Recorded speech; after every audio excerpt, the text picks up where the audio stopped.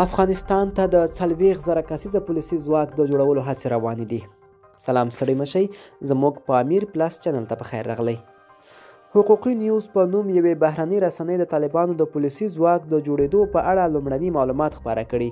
دغه رسنۍ د خپلو سرچینو په حواله وایي چې طالبان له خپلو جنګیالیو څخه د 40,000 کسیزه پولیسي ځواک د جوړولو لپاره لاس په کار شوي دي.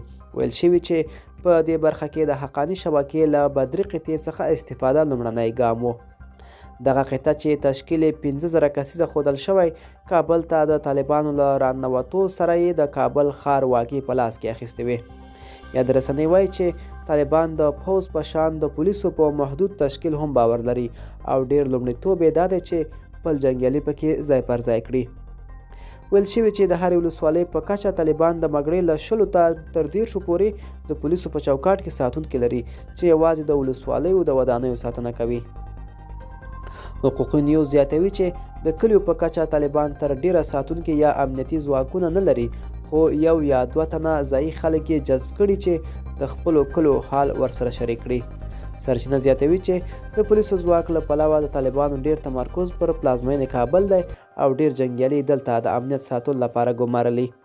د دوی مهمه دنده دا ده چې د داعش ډلې فعالیتونه او ګواښونه کشف او مهار کړي.